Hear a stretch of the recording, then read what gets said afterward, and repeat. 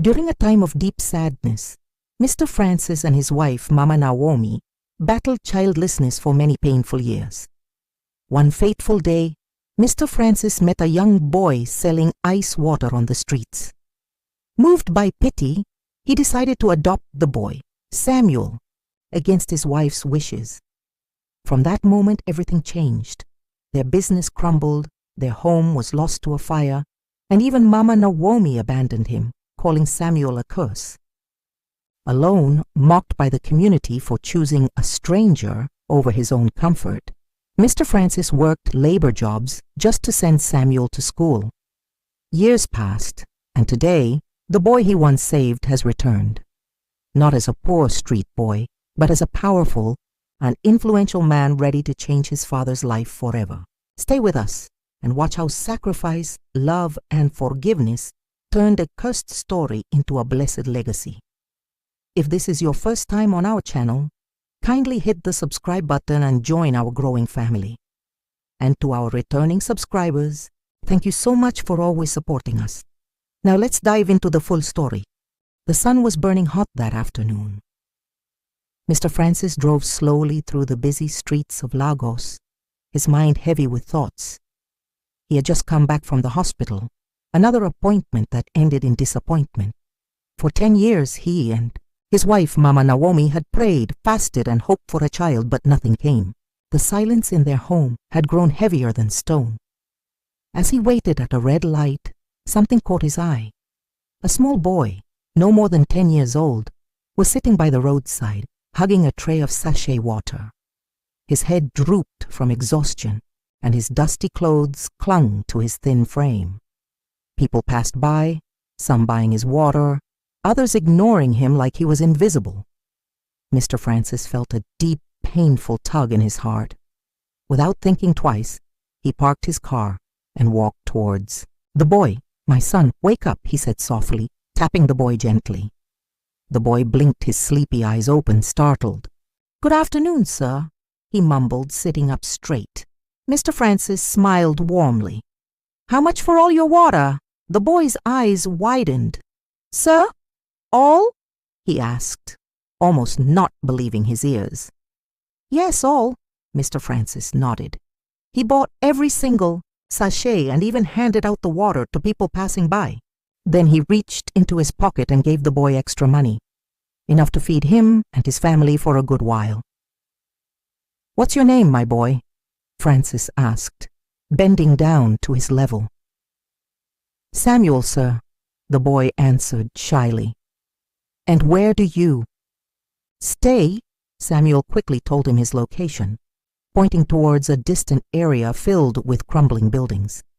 Mr. Francis placed a gentle hand on the boy's shoulder.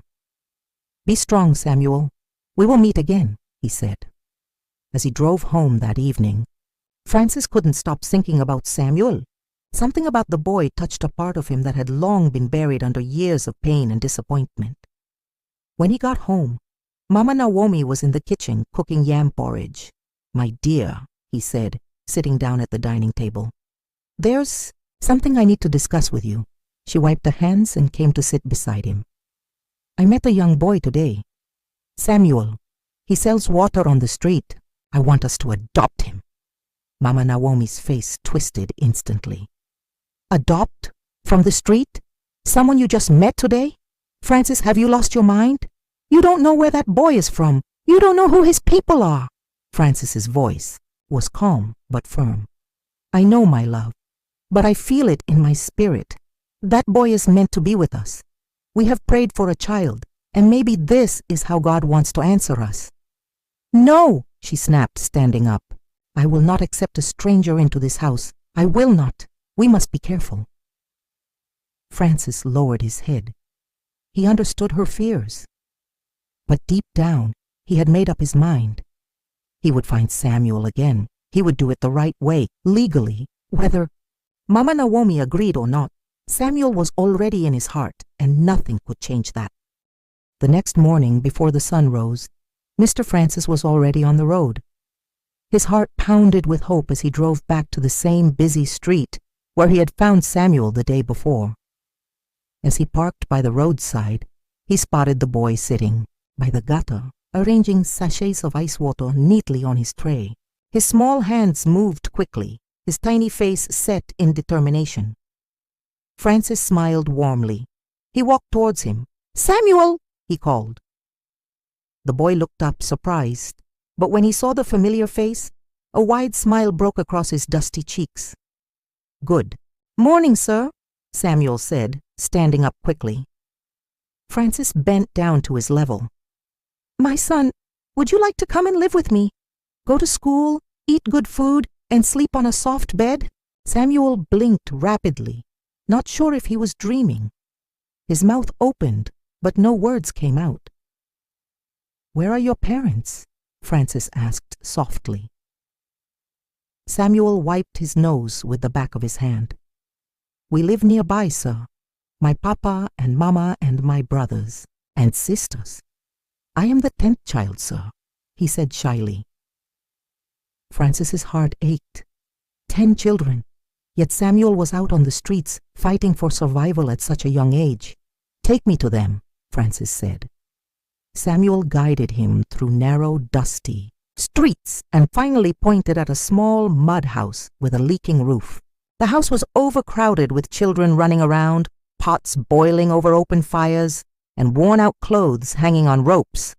An elderly man, Samuel's father, sat outside repairing a broken shoe. "Good morning, sir," Francis greeted respectfully. The man looked up, confused. "Good morning, sir. Wedding bring you come outside?" he asked in pidgin English. Francis smiled warmly. "I met your son Samuel yesterday. I want to help him. I want to adopt him legally and raise him like my own child. He will go to school, eat well, and have a good life." Samuel's mother, overhearing, the conversation rushed out. Tears welled in her tired eyes. She pulled Samuel to her side. "He be good boy, sir," she said. "We no fit give him waitin' he deserve. If God send you, who are we to refuse?" Mr. Francis's heart softened more. "I will do it properly. Papers, court approval, everything legal. I will make sure you are not cheated," he promised. The parents agreed, though it was hard for them. Poverty had taught them to recognize opportunities, even if it broke their hearts. Over the next few weeks, Mr. Francis worked tirelessly, going through all the necessary legal procedures. Court papers were signed, adoption certificates were issued. Samuel officially became Samuel Francis. When the final paper was signed, Mr. Francis hugged Samuel tightly. "Welcome to your new home, my son." Samuel beamed with a happiness that no words could describe. But back at home, trouble was brewing. Mama Naomi was not smiling. As she watched Samuel carry his small box of belongings into the guest room, her heart was filled with bitterness. She barely spoke to Francis. She barely looked at Samuel. "This is not my child," she muttered under her breath when Francis introduced Samuel properly to her. Francis tried to bring peace. "Give him a chance, my love. You will see. He is a blessing," he pleaded. But Mama Naomi was not ready to forgive. The wound she felt. She believed Francis had betrayed their prayers, replacing their miracle child with a street boy. Still, Samuel, full of innocence, would always greet her politely every morning. "Good morning, Mama," he would say, bowing respectfully. She would nod stiffly, refusing to let warmth enter her heart. Unknown to them all, destiny was watching quietly. The seed had been planted, the journey had begun, but storms were gathering. Storms that would test their love, their patience, and their faith in ways they could never imagine. At first, life with Samuel felt like a fresh breeze blowing through Mr. Francis's house. The boy's laughter echoed in the once silent halls. His excitement at sleeping on a real bed, wearing new clothes and eating to his fill, made Mr. Francis's heart dance with joy. Samuel worked hard in school. Every day he would rush home, clutching his exercise books, eager to show Francis his scores. "Papa, see? I got first position!" he would shout, running into the sitting room. Francis would lift him high into the air, laughing, his heart swelling. with pride, but slowly, like a dark cloud creeping over a sunny day, trouble started brewing. It began small. Mr. Francis's major customer, a supermarket that bought goods in large quantities from him, suddenly cancelled all their contracts. "Business is business, Mr. Francis," the manager said coldly over the phone. "We found someone cheaper." Francis was stunned. He tried to brush it off, telling himself it was just bad luck. But it didn't stop there. Within weeks, another supplier pulled out, then another. Bills began to pile up on his desk like a mountain he could not climb. The workers at his warehouse started demanding salaries he could no longer afford to pay. Some began to leave without notice. His bank account, once full and breathing easy, began to choke with debt. Still, Francis held his head high. He tightened his belt, cut down on his spending, and prayed harder. Mama Naomi, however, was watching, with suspicion in her eyes. "Since that boy entered this house, see what has been happening," she whispered one night, arms folded across her chest. Francis turned sharply to her. "Don't say that. Samuel is not the cause of anything. These are trials. Life tests everyone." But her heart had already hardened. When the roof of their shop collapsed during a heavy rainstorm, Mama Naomi packed her things and moved to her sister's house for some days. "I need time to think," she said coldly. Francis said nothing. He simply watched her leave, holding Samuel's small hand tightly. As if the devil himself had planned it, disaster struck harder. One dry Harmattan evening, as dust filled the air, Francis received a call that turned his legs to water. "Sir, your house is on fire!" He raced home, heart pounding like a drum, only to see flames licking the sky. Neighbors tried pouring water, with buckets, but the fire was too strong. They saved what they could, a few pieces of furniture, some old clothes. But most of the house, the memories, the life they had built was eaten by fire. When Mama Naomi came and saw the wreckage, she threw her hands in the air and screamed. "I cannot do this anymore," she wailed. "This boy is a curse. Since he came, everything is destroyed." Before Francis could say a word, she pointed at Samuel, who was standing there shivering in fear and confusion. "You brought him here. Now see." "Your reward." With one final angry glance, she packed what little she could and left, leaving Francis and Samuel standing alone before the ashes of their lives. Francis knelt on the ground, pulling Samuel into a tight embrace. "Don't cry, my son," he whispered, tears streaming down his face. "As long as I live, I will never abandon you." Samuel nodded silently, burying his face into Francis's torn shirt. They had lost everything, except each other, and sometimes that is the only beginning God needs. After the fire incident, life became something Mr. Francis had never imagined, even in his worst nightmares. He and Samuel moved into a tiny broken one-room apartment at the outskirts of town. The roof leaked whenever it rained. Rats and cockroaches were their nightly visitors. But Francis never complained, not even once. Instead, every morning before sunrise, he would put on his torn trousers and faded shirt, tighten the shoelaces of his worn-out shoes, and step into the streets to find any work he could, from carrying heavy loads in the market, to digging gutters under the hot sun, to pushing wheelbarrows for construction sites. No job was too small, no insult was too big. Whenever people mocked him, saying, "Is this not the great Francis that used to drive a BMW?" he would smile and reply, "Pride will not pay my son's school fees." Samuel, seeing all the suffering, felt deep sorrow. One evening, after a long day of carrying cement at a building site, Francis staggered home, his body aching. He found Samuel sitting outside on a broken stool, tears running down his cheeks. "Papa," Samuel cried, falling to his knees, "I will stop going to school. Let me start hawking water again to help you." Francis dropped his sack and lifted the boy to his feet, wiping his tears gently. "My son," he said, with a voice thick with emotion, "even if I have to carry blocks for the rest of my life, you will go to school. You will become somebody. You will break this chain of suffering." Samuel hugged him tightly, both of them crying under the open sky. As school resumed, things became even harder.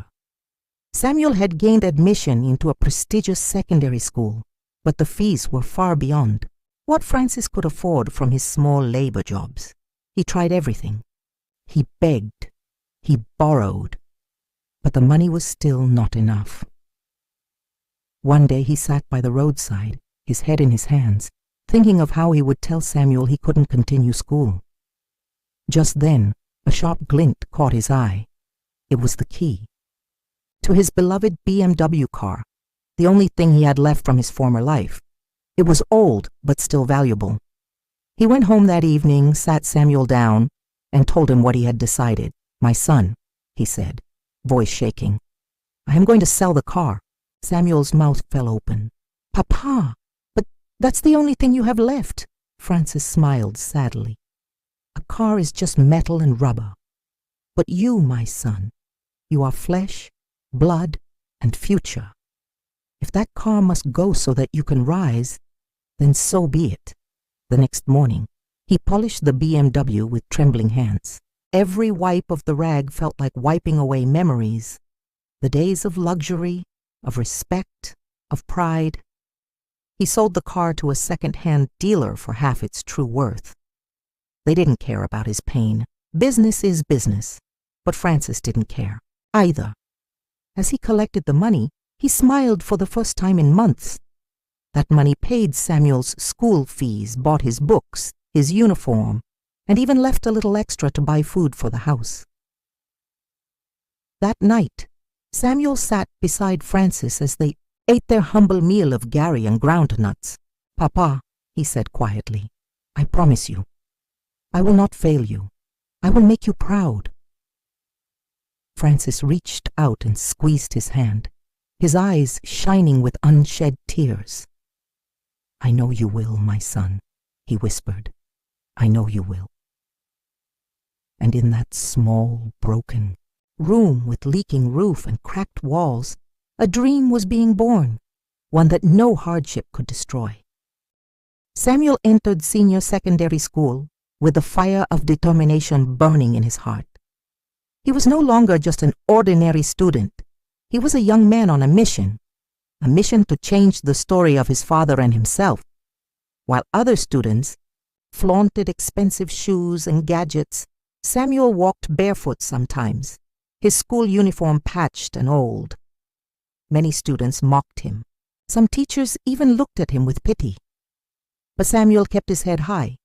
When other students were playing, Samuel was in the library reading.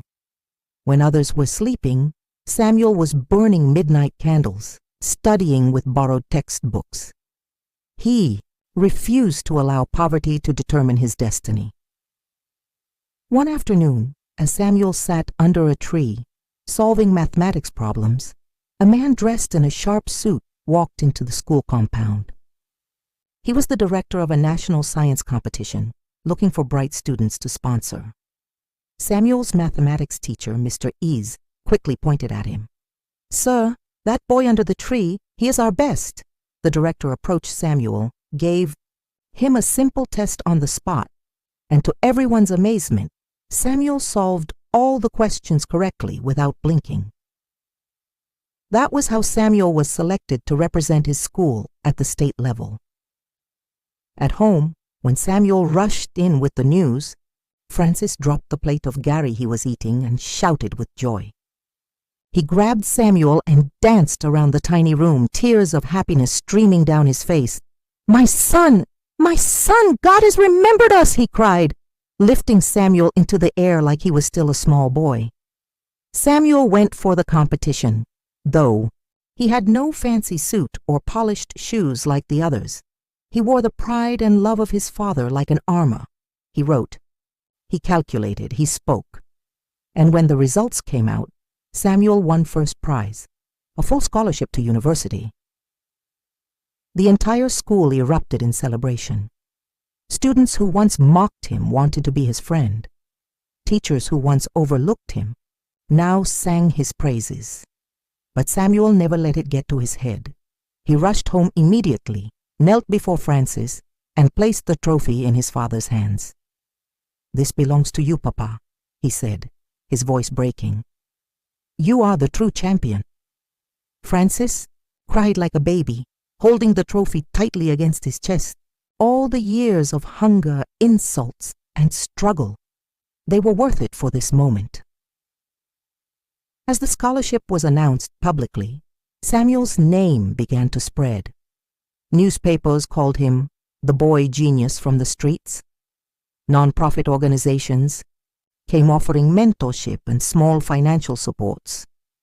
For the first time in years, Francis could breathe a little. They moved from the broken-down room to a modest 2-room apartment. Nothing fancy, but it had a strong roof, clean walls, and a small kitchen. Francis, however, never stopped working. Even with the little help they were receiving, he still insisted on doing his labor jobs.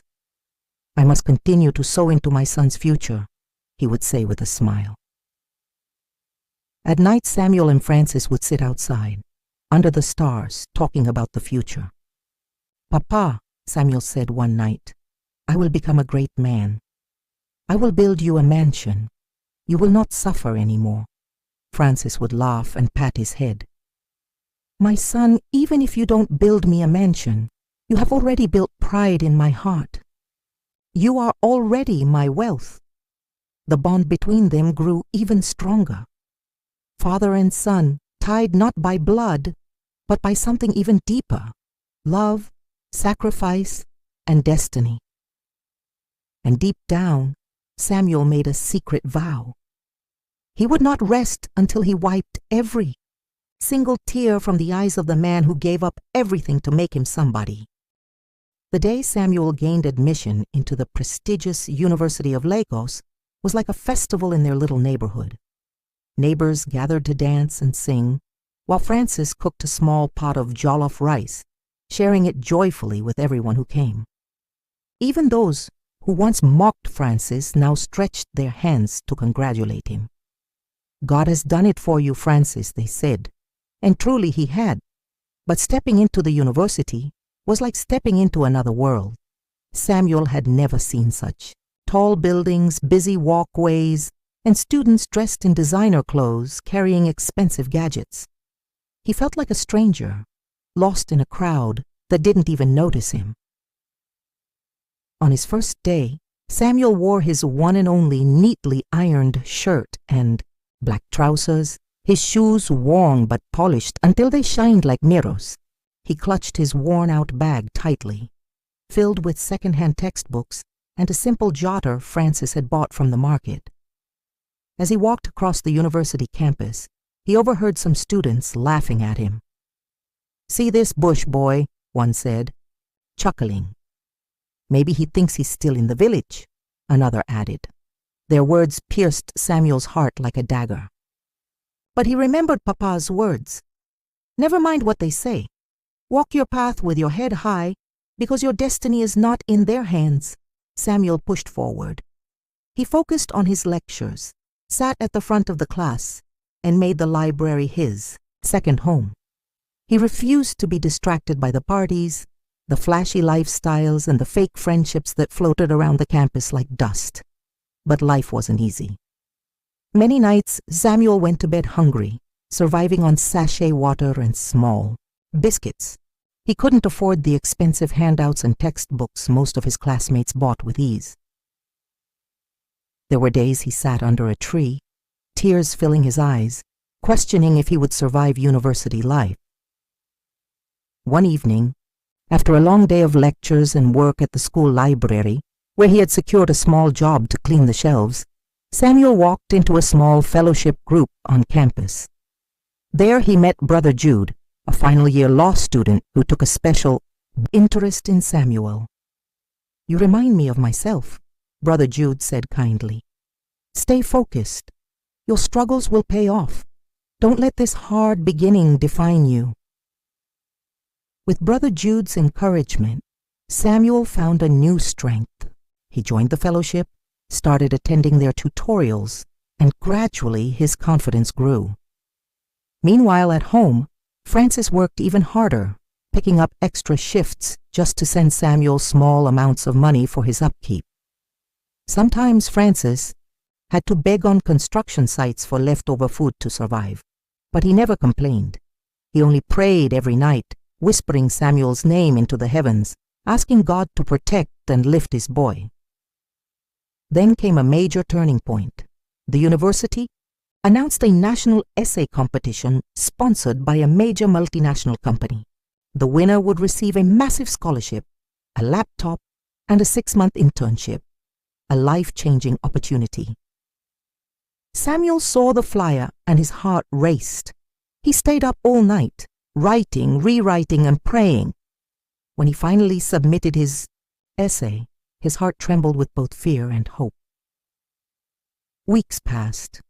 Samuel heard nothing, until one Friday afternoon, as he was sweeping the library floor, he received a call from the dean's office. Confused and afraid, he rushed to the office, thinking he might be in trouble. But when he entered, the dean stood up, smiling widely. "Young man," he said, handing Samuel a letter, "you are the winner." Samuel's hands shook as he opened the letter. Tears blurred his eyes as he read the words. "Congratulations. You are the overall winner of the national essay competition." At that moment, Samuel dropped to his knees right there in the dean's office, weeping uncontrollably. He wasn't crying out of sadness. No, these were tears of victory, tears of a young man who was finally seeing the light after years of darkness. Far away, Francis, at a construction site, paused suddenly, feeling an unexplainable warmth in his heart. He smiled, whispering, "God, you have started something great in my son's life." After winning the national essay competition, Samuel's life took a new turn. The university honored him publicly at a grand ceremony, and for the first time in his life, Samuel stood before cameras and flashing lights with important dignitaries, shaking his hand and patting his back. His story, from selling ice water to becoming a national award winner, spread like wildfire across newspapers and television stations. Everyone wanted to hear the story of the boy who came from nothing but dared to dream. Samuel was awarded a full scholarship till graduation. He was also given a brand new laptop and a monthly stipend that could feed him well and still save a little. For the first time, Samuel didn't have to sleep hungry. He didn't have to cry in secret anymore. When Francis received the news, he danced in the middle of the street like a madman. People gathered, clapping and singing along. "Your son has brought you honor, Francis. You are now the father of a champion." Tears of joy streamed down Francis's dusty face. He raised his hands to the sky and cried, "Thank you, Jehovah. Thank you for remembering me and my son."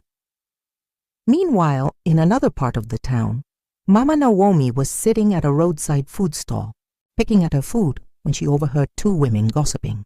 "Have you heard of that boy Samuel, the one who won the national prize?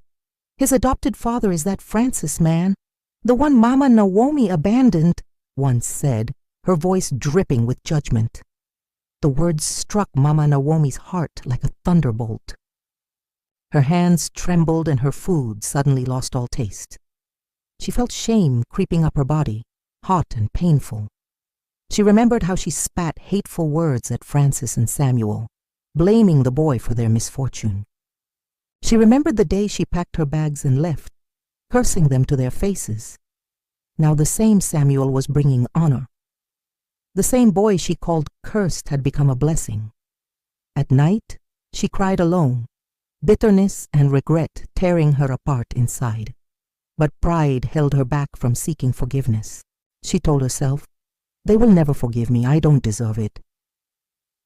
Back at the university, Samuel worked even harder. He wanted to make sure he never gave Papa Francis any reason to regret choosing him. He took his internship seriously, And, very quickly, the company noticed his brilliance. He was assigned to important projects, even allowed to speak during management meetings, something unheard of for an intern. One evening after work, Samuel walked out of the company building, dressed smartly in his suit, holding his first official paycheck. It wasn't much, but it was his first honest salary. He looked up at the sky and whispered, "This is just the beginning." He immediately called Francis, excitement bubbling in his voice. "Papa, I got paid today. I'm sending something small to you." Francis laughed heartily through the phone. "My son, keep it. I am rich already because I have you." They both laughed, a deep laughter filled with understanding. A laughter that covered years of pain, hunger, and suffering. But far away, unknown to Samuel, Mama Naomi was quietly battling her demons. She started dreaming of Francis and Samuel. Almost every night, the guilt eating her up. She began asking about them secretly, trying to know where they lived. Life had not been kind to her either. Since she left Francis, she had hopped from one unhappy relationship to another. None gave her peace. None gave her joy. She realized too late that true happiness wasn't in riches or luxury, but in love, sacrifice, and loyalty, the very things she threw away. Now deep inside her, a little flame of hope flickered. Maybe, just maybe, they can find it in their hearts to forgive me. But would they? Weeks turned into months, but Mama Naomi's burden only grew heavier. Each night she tossed and turned on her mat, haunted by the memories of the family she had thrown away. The smile on Samuel's young face, Francis's warm embrace, all of it replayed in her mind like a movie she could not stop. She couldn't take it anymore. One hot afternoon, she tied her old wrapper around her waist, wore a faded blouse, and decided to find them. Her heart beat like a drum as she asked around. Town. Some people scoffed at her. Some pitied her. Some even insulted her. "After abandoning them, now you are looking for them?" one woman sneered. Mama Naomi swallowed her shame and kept moving. She was ready to face anything, just to beg for forgiveness. Finally, one kind old man pointed her towards the small rented house where Francis now lived. It was far from their former mansion. It was a tiny place with peeling walls and a broken gate. She stood outside for a long time, too ashamed to knock. Her feet felt heavy. Her hands trembled. Finally, gathering the last strength she had, she knocked softly. No answer. She knocked again, louder this time. The door creaked open and there stood Francis, older, thinner, but his eyes still warm and full of life. The moment their eyes met, Mama Naomi broke down in tears falling to her knees. "Francis, please, forgive me." She wept, burying her face into the dusty ground. Francis stood still for a long moment, his heart heavy. Memories of how she left them at their lowest flashed in his mind. The cold words, the abandoned nights, the loneliness. But behind all that, he remembered love. He remembered the years they shared before bitterness took over. He bent down slowly, lifted her up gently from the ground, and whispered, "I forgave you a long time ago, Naomi. We all make mistakes." Tears flowed freely from both their eyes. A few neighbors who had gathered around wiped their eyes secretly, moved by the powerful sight. Francis led her inside. The house was humble, small chairs, a small old table, and a faded calendar hanging on the wall. Mama Naomi looked around and cried harder. She remembered the big house they once had, all gone, all lost. And yet Francis was still standing, still smiling. Her heart broke even more. "Where is Samuel?" she asked in a choked voice. "At the university," Francis said proudly. "He is a blessing to me. To this world. Mama Naomi nodded, too ashamed to speak. Days later, Samuel returned home for a break. When he opened the door and saw Mama Naomi sitting quietly beside Francis, he froze. His heart raced. Memories of how she cursed him, called him a bad luck, flashed in his mind. The room went silent. You could hear a pin drop. Then Mama Naomi stood up slowly and knelt before Samuel, shocking him. Tears flowed from her wrinkled face as she said, "My son, please forgive me. I was blind. I was foolish. You are not a curse. You are a miracle. My miracle." Samuel's chest tightened painfully. He saw the sincerity in her eyes, the deep regret, the brokenness. He walked towards her, lifted her up gently, just like Papa Francis did. "No more tears, Mama. I forgive you." Mama Naomi broke down again, holding Samuel tightly like a mother would hold her newborn child. Francis stood by, smiling with tears shining in his eyes. Finally, after all the pain, the betrayals, and the heartbreaks, they were a family again. Not because everything was perfect, but because forgiveness had built a bridge where hatred once stood. A new beginning had quietly begun. Life after forgiveness became peaceful for the small family. Though they were still poor, there was a joy in the house that no money could buy. Francis worked harder than ever, taking small jobs here and there. Mama Naomi, too, humbled by her mistakes, began helping by selling fruits at the roadside. Samuel, knowing the sacrifices his parents made, poured his entire soul into his education. He studied by candlelight, he read until his eyes were sore, and he prayed every night. Failure was not an option. One evening, during his final year at the university, Samuel heard about a national essay competition. The winner would get a scholarship to study abroad and a huge cash prize. Samuel's heart beat fast as he read the poster. "This could change our lives," he whispered to himself. He rushed home and told Papa Francis and Mama Naomi. They were excited but worried. The competition was fierce, filled with rich kids who had access to everything Samuel didn't. Still, Francis placed his hand on Samuel's shoulder and said, "My son, don't look at what you don't have. Look at the fire inside you. That is enough." Samuel wiped his tears and smiled. He entered the competition. For days he worked tirelessly, writing and rewriting his essay. He visited libraries, begged lecturers for guidance, and even skipped meals to save transport fare to internet cafes. Every word he wrote carried the weight of his journey, from selling ice water on the streets to fighting for a better tomorrow. Finally, he submitted it, and then the waiting began. Weeks later, while Samuel was helping Mama Naomi sell fruits one hot afternoon, he received a call. His hands trembled as he picked it up. "Congratulations, Mr. Samuel Francis," a cheerful voice said. "You are the winner of the National Bright Future Essay Competition. You have won a full scholarship to study abroad and a cash prize of 5 million naira." Samuel nearly dropped the phone. He stood frozen in shock, tears gathering in his eyes. Mama Naomi rushed to him, panicking.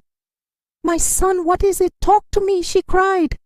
Samuel broke down, kneeling in the dust, and screamed joyfully. "We made it, Mama! We made it!" Crowds began to gather around. When they heard the news, people started clapping and cheering. Some who once mocked Francis and Samuel wiped their eyes in shame. Francis came running from his worksite, dust covering his clothes, when he heard the noise. Samuel ran into his arms and hugged him tightly. "We did it, Papa. Your suffering was not in vain," Francis cried openly, lifting his son up like a baby. Neighbors watched and clapped. Even the heavens seemed to smile that day. The official awards ceremony was grand. Samuel wore a simple but neat suit borrowed from a neighbor. Francis and Mama Naomi sat proudly in the front row. When Samuel climbed, the stage to collect his award, he looked at the crowd and said, his voice trembling, "I dedicate this award to two people. First, to my father, Mr. Francis, who believed in me even when life didn't. Second, to my mother, Mama Naomi, who taught me that it's never too late to change and love again. Without their sacrifices, I would still be a boy selling ice water on the streets." "Thank you." The crowd stood up and gave him a standing ovation. Some journalists rushed forward, snapping pictures and asking for interviews. That night, as they sat in their tiny living room eating plain rice, they were the happiest family in the world. They had no riches yet, but they had what many rich people lacked: true love, hope, and a future brighter than the sun. The day Samuel was to leave Nigeria for his studies abroad was bittersweet. Francis and Mama Naomi woke up early and prepared his favorite food, yam porridge with plenty of palm oil and fish.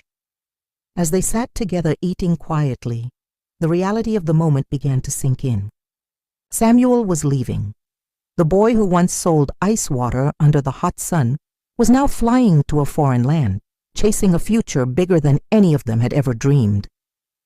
After breakfast, Samuel knelt before his parents, tears filling his eyes. "Papa, Mama, thank you for everything," he said, voice trembling. "I will not disappoint you. I will make you proud. I promise." Francis placed his two rough, calloused hands on Samuel's head and prayed, "May the Lord go before you, Samuel. May your star shine brighter than the sun. May the world celebrate you as we celebrate you today." Mama Naomi wept silently, dabbing her eyes with the edge of her wrapper. "My son, remember where you come from. No matter how high you climb, stay humble. Let your heart remain pure." Samuel nodded, hugging them tightly. They escorted him to the airport, using some of the prize money to pay for a small cab. The cab was old and rickety, but to them it felt like a royal carriage. At the airport, as Samuel prepared to board, he turned back one last time. He waved at Francis and Mama Naomi, who stood at the glass wall, watching him with pride written all over their faces. Tears rolled down Francis's cheeks, but they were tears of joy. He whispered to himself, "My son is flying higher than I ever could. God, I am grateful." The flight was long and tiring. It was Samuel's first time entering a plane. He marveled at everything: the food, the air hostesses, the endless sky outside his window. When he arrived at the university abroad, it felt like stepping into another world. Tall glass buildings, clean streets, fast cars. Everything was different. At first, Samuel struggled. The accent of the lecturers was hard to understand. The food tasted strange. Sometimes loneliness crept into his heart like a thief in the night. He missed home. He missed the warm smiles of his parents, the smell of Mama Naomi's cooking, and the chaotic yet beautiful life in Nigeria. But every time he felt like giving up, he remembered Francis's voice. "Look at the fire inside. That is enough." Samuel worked harder than ever. He studied late into the night, took part-time jobs on campus to support himself, and built friendships with good people. Gradually, he began to shine. His professors noticed his brilliance and dedication. Opportunities started to open up: internships, leadership programs, even research grants. One day, after presenting a groundbreaking project in engineering, Samuel was offered a full-time position at a major technology company even before his graduation. When he received the offer letter, Samuel sat alone in his small dorm room and cried. He cried for the little boy who once slept by the roadside selling ice water. He cried for the sacrifices Francis made, carrying cement, cleaning gutters, just so he could go to school. He cried for the second chance Mama Naomi embraced, with humility and love. "I will not forget where I come from," Samuel vowed. "I will make sure the world knows that greatness can come from the streets of Nigeria too." That night he picked up his phone and called home. When Francis answered and heard Samuel's voice, He shouted with joy, "My son! My champion! How is it there?" Samuel smiled through his tears. "Papa, great things are happening, and soon I will bring you and Mama here. We will all eat the fruits of your labor together." Francis and Mama Naomi danced around their small living room, praising God at the top of their voices. Their little boy had truly become a star, and the journey was just beginning. Months passed quickly. Samuel settled into his new job with energy and excellence. His bosses loved him. His colleagues respected him. In a short time, Samuel was promoted and his salary multiplied. But while Samuel's life changed, Francis and Mama Naomi were still living modestly back in Nigeria. The roof of their small house leaked whenever it rained. The floor was cracked and dusty, yet every day Francis and Mama Naomi would kneel to pray. "God, thank you for our son. Bless him wherever he is." Samuel never forgot those prayers. He sent them money monthly, enough to feed well and pay for their needs. But in his heart, he wanted more. He wanted to give them a life of dignity and comfort. One evening after work, Samuel sat in his tiny apartment deep in thought. He picked up his phone and made a call to a top real estate agent in Nigeria. "I want to build a house for my parents," Samuel said firmly. "Not just any house, a mansion, a place where their tears of suffering will be wiped away forever." The agent agreed, and immediately the process began.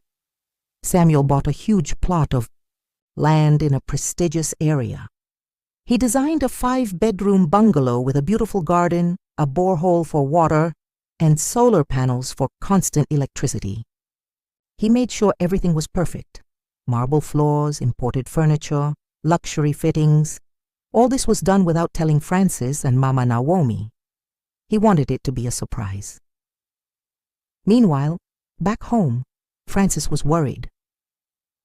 One afternoon, as he patched a hole in their old roof, he told Mama Naomi, "I hope our son is not overworking himself. I pray he is eating well." Mama Naomi smiled. "Our son is strong.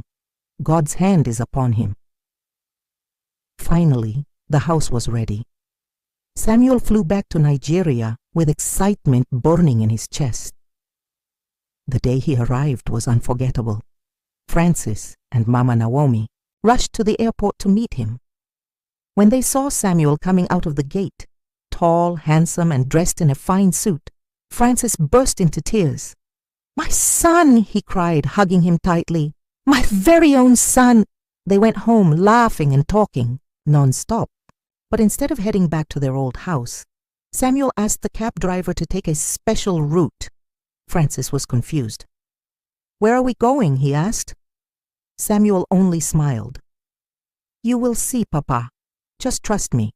Soon they arrived at the new house. Francis and Mama Naomi stepped out of the car, their mouths hanging open in shock. The mansion stood proudly under the sun, sparkling like a jewel. The security guard at the gate bowed and opened it for them. Samuel handed a beautiful golden key to Francis. "Papa, Mama," he said, voice shaking, "this is your new home. You deserve it. All your suffering, your sacrifices, your prayers, they have built this."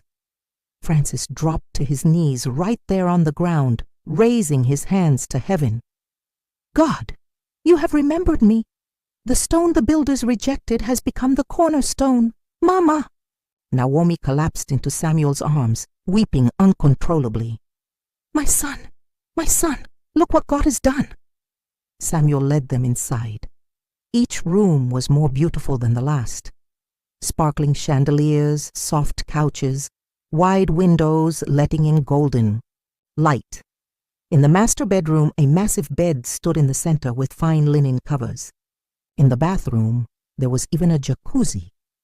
Francis and Mama Naomi were overwhelmed. It was more than they had ever prayed for, more than they had ever imagined. That night, the three of them sat in the living room, holding hands. There were no words, only silent tears of gratitude and pure joy. Their journey of pain had finally birthed a new season of glory. And this, Samuel knew, was only the beginning. Samuel could hardly sleep that night. As he lay in his room, he stared at the ceiling, his heart full of gratitude and big dreams. The housewarming ceremony was already in his mind. "I must celebrate Papa and Mama," he whispered to himself. "I must let the whole world know their story, their pain, their victory." The next morning, Samuel called an event planner, the best in town. He explained everything carefully. "I want a grand party. Invite family, neighbors, old friends, even people who mocked them when they were down." The planner smiled over the phone. "Consider it done, sir." Within days, the preparation began. A giant white tent was erected in front of the mansion. Colorful decorations were everywhere. Delicious food, drinks, and a live band were arranged. It was going to be a celebration that no one would forget. Meanwhile, Francis and Mama Naomi were still adjusting to their new life. Sometimes Mama Naomi would sit on the luxurious couch and pinch herself. "Am I dreaming?" she would ask, laughing and crying at the same time. Francis would just smile warmly, saying, "The God we serve never forgets his children." Finally, the day of the party arrived. Guests began pouring in. Old faces, new faces, even those who once sneered at Francis when he became poor. The air was full of music, laughter, and excitement. Samuel wore a beautiful native attire, looking regal and proud beside his father and mother. Just as the event started, something happened that shook everyone. From the crowd, a woman stepped forward. Slowly, her eyes filled with regret and shame. It was Mama Naomi's old rival, Mrs. Ino, the woman who had once mocked Mama Naomi when she had no child and when she became poor. Behind her, trembling and teary-eyed, was Mama Naomi's sister, the same sister who had once told Mama Naomi that she was a woman of bad luck and abandoned her. There was a deep silence. Everyone watched. The music stopped. All eyes turned to them. They knelt down before Francis, Mama Naomi, and Samuel. "Forgive us," Mrs. Eno said, her voice cracking with emotion. "We mocked you when you lost everything. We called Samuel a curse. But today, God has proved us wrong. Forgive us, please." Mama Naomi's sister added through sobs, "I am ashamed of myself. I abandoned you when you needed me most. But now, I see that God was with you all along." Tears flowed freely from Francis and Mama Naomi's eyes. Even Samuel wiped his face quietly. Francis held them up gently and said, "We have already forgiven you. We cannot carry bitterness into the new life God has given us. Forgiveness is the key to true peace." The crowd clapped. Some wiped their eyes. The atmosphere was heavy with emotions. It was a moment of healing, of restoration, and of divine victory. As the party continued, Francis was called to the stage to speak. Holding the microphone with shaky hands, Francis began. "There was a time when I thought God had forgotten me. A time when I lost my home, my business, my wife left me, and I had nothing but a small boy by my side. Today, that same boy is my pride and joy. I stand here to say, never give up on the people you love. Never stop believing. God is never late. He is always on time." The crowd roared with applause. Some people even ran forward and hugged Francis and Mama Naomi. Samuel smiled as he watched his parents being honored. It was their day, a day of laughter, redemption, and pure, undiluted joy. And Samuel knew deep within him this was only the beginning of the great things God was about to do. The celebration was still going on when Samuel quietly slipped away from the crowd. He needed a moment to himself, to think, to breathe. He walked to the backyard of the mansion where the cool evening breeze kissed his skin gently. His heart was pounding in his chest, not from fear, but from excitement. because tonight he had one more surprise, a surprise that would change everything. Earlier that week, Samuel had made a silent decision. He knew that honoring Papa Francis and Mama Naomi with a house and riches was not enough. He wanted to honor them with something bigger, something eternal. He returned to the party with a bright smile on his face. He signaled the MC to lower the music and called everyone's attention again. "Ladies and gentlemen," Samuel said, holding the microphone confidently, "there is one more reason why today is special. Please, everyone, follow me." Confused but excited, the crowd followed him outside the mansion. Parked outside was a long convoy of brand new cars, all shining under the streetlights like diamonds. At the center was a beautiful luxury Jeep, adorned with ribbons and flowers. The crowd gasped loudly. Samuel turned to Papa Francis and Mama Naomi, handing over a golden car key. "This is for you," he said emotionally. "A brand new Jeep, fully of yours. No more stress, no more trekking, no more second-hand problems. You deserve the best, Papa." Mama Naomi couldn't control herself. She screamed and hugged Samuel tightly, tears pouring down her face. Francis stood frozen, holding the key, shaking like a leaf. God is faithful," Francis cried out loudly. The people around started clapping and dancing. Some even rolled on the ground in amazement. Never in the history of that town had they seen such a turn of events. But Samuel wasn't done yet. He raised his hand for silence again. "And finally," he said, "because of your sacrifices, your love, your pain that you bore for me, I have decided to register a foundation in your names, the Francis and Naomi Foundation for Orphans and Widows." The crowd went wild. "The foundation," Samuel continued, "will take care of abandoned children, widows, and those who have no hope. Just like Papa once found me by the roadside, this foundation will find and lift many others like me." Francis fell to his knees, overwhelmed by emotions. Mama Naomi knelt beside him, sobbing openly. Samuel quickly dropped the microphone and ran to embrace them both. The three of them cried together, right there in front of everybody. It was a holy moment, a moment of pure love, forgiveness, and destiny fulfilled. The crowd started chanting, "God is good! God is good!" Some people lifted their hands to the sky in worship. Others hugged themselves, crying and smiling at the same time. Old enemies forgot their quarrels. Broken families reunited. Hardened hearts melted.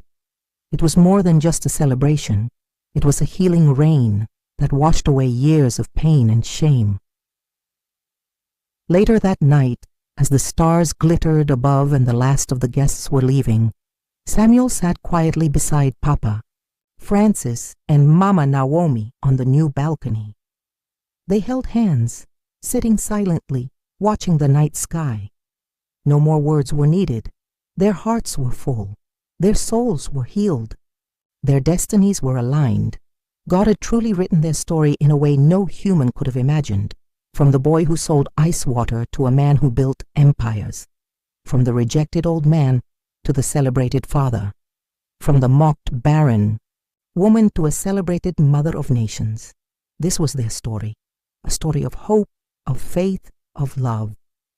And it was only just beginning.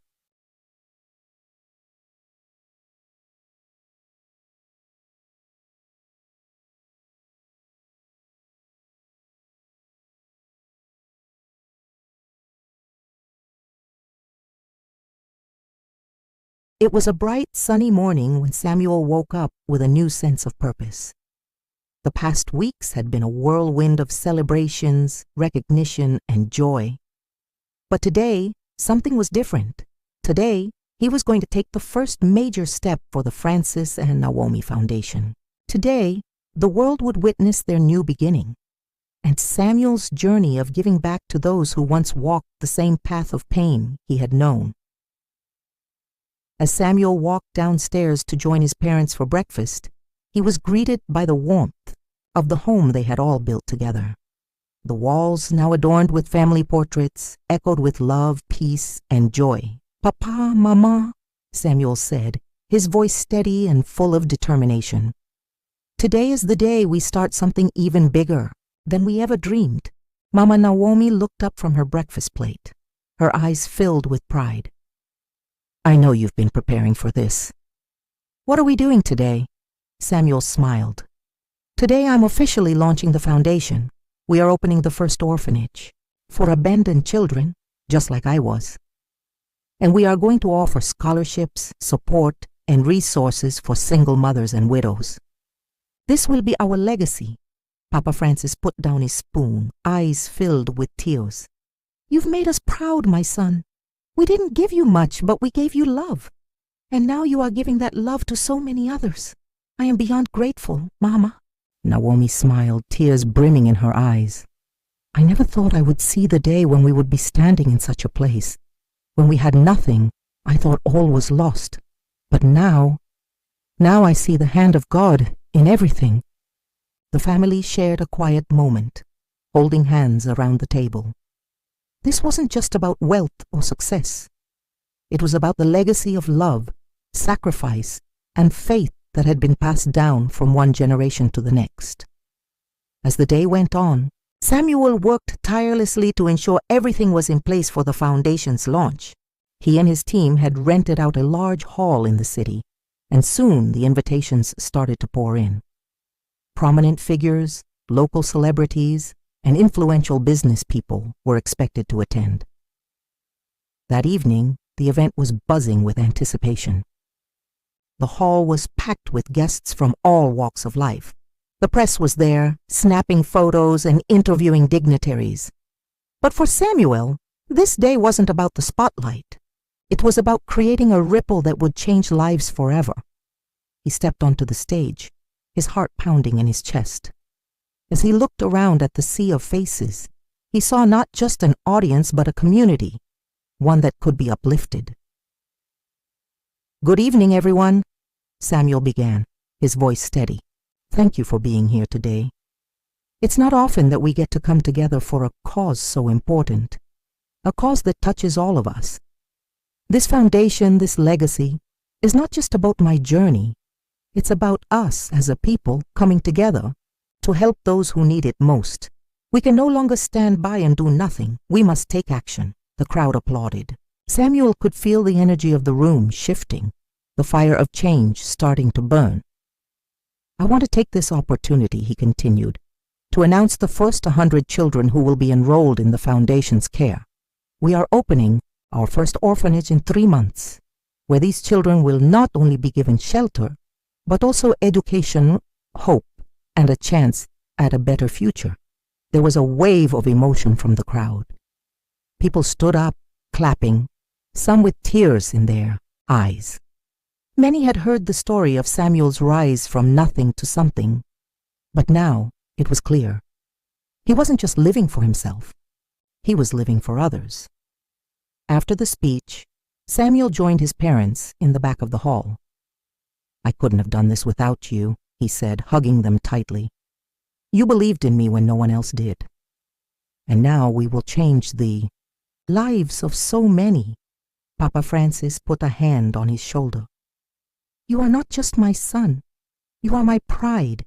You are my blessing. We will continue to walk this journey together."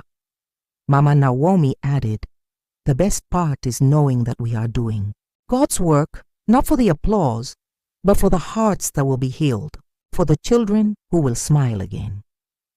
The family looked around at the guests, some of whom had once doubted them, others who had long since turned away in shame.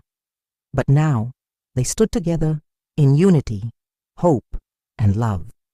The foundation was just the beginning. Samuel knew deep down this was the true reward, the kind that money could never buy. And as the night drew to a close, Samuel made a vow to himself. This was only the start. The months that followed the launch of the Francis and Naomi Foundation were nothing short of magical. The orphanage was completed ahead of schedule, and Samuel's foundation began to make waves. What started as a simple idea had grown into a beacon of hope for thousands of abandoned children, widows, and struggling families. Samuel's name was now synonymous with charity and change. His story was told in schools, on TV, and in community gatherings. People spoke of how a boy who had once been abandoned had now become a father figure to so many. But even as Samuel's empire expanded, he remained humble, never forgetting where he had come from or the people who had helped him along the way. Papa Francis and Mama Naomi, once broken and abandoned, were now pillars of the community. Their foundation had given them not only wealth, but a purpose and a second chance at life. One day, as Samuel sat in his office, reviewing proposals for new projects, there was a knock on the door. He looked up and saw Mama Naomi standing there, tears in her eyes. "Samuel, my son," she said softly, "I've just been thinking about everything we've accomplished. It's been so overwhelming, but I want you to know how proud we are of you. You've made our dreams come true. You've changed so many lives." Samuel stood up and walked over to her. "Mama," he said, holding her hands gently, "you've always been the one who taught me that love is everything. It's because of your love and Papa's that I'm here today. None of this would have been possible without you." Tears welled up in Mama Naomi's eyes as she hugged him tightly. "I never thought I would see the day when we would live in a mansion, be respected, and be able to help others. But God has been so faithful to us." Samuel pulled back from the embrace and smiled at his mother. "God gave me the strength. You both gave me the foundation." Later that day, as Samuel prepared for a press conference to announce the foundation's expansion into other regions, he received a call from an unexpected source. It was his ex-wife, the one who had left him during his darkest days, the one who had called Samuel a curse and abandoned him. "Hello, Samuel." Her voice sounded shaky on the other end. I just wanted to say, I'm sorry. I've been watching everything you've done, and I see now how wrong I was. I was foolish, and I regret leaving you. I've seen the way the community speaks of you, and I realize the curse I thought you were was nothing but a blessing in disguise. Please forgive me." Samuel sat silently for a moment, processing the words that had come from the woman who had once shattered his heart. A rush of memories flooded his mind, the pain of being rejected by her when he needed her most. But then, he remembered what his parents had taught him: love and forgiveness.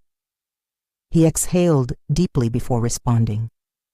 "I've already forgiven you, Mama Naomi. Life has been hard for both of us. I don't hold any ill will, but I've moved on. I've found a new family, a new purpose. I hope you find peace too." There was a long pause on the other end before she whispered, "Thank you, Samuel, you're right. I've been searching for peace, but I finally found it in the courage to ask for forgiveness. I wish you all the best. I truly do." Samuel ended the call and sat back in his chair, feeling a sense of closure wash over him. For years he had carried the weight of rejection, but now it was gone. He had moved forward, found success, and become the man he was always meant to be. And then as the press conference began, and Samuel stood in front of the crowd, he realized something even more profound. The legacy he was building wasn't just about the money, the recognition, or the houses. It was about the love he had given and received, the second chances he had offered, and the lives that were being changed every single day. His foundation was thriving and his family was whole again. He had forgiven those who wronged him and, most importantly, he had forgiven himself. The life that had once seemed impossible was now a reality. As Samuel looked out at the faces of the people who had gathered to support him, he knew one thing for certain. The true reward in life was never about wealth or fame. It was about the love and impact you left behind, and his story, his legacy, would live on in the hearts of all those he had touched. Samuel had become not just a philanthropist, but a symbol of hope, a living testament to the power of forgiveness, love, and resilience.